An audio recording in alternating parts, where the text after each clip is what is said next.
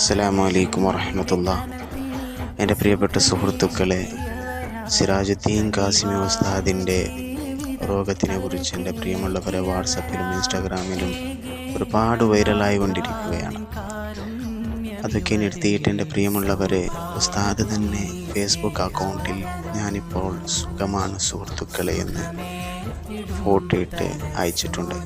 എൻ്റെ സഹോദരങ്ങളെ, മുന്നത്തെ ആ ഒരു വീഡിയോസും അതുപോലെ പോസ്റ്റുകളും എല്ലാം ഒന്ന് നിർത്തിയിട്ട് ഇതിൻ്റെ കാരണം എന്തെന്നറിയോ?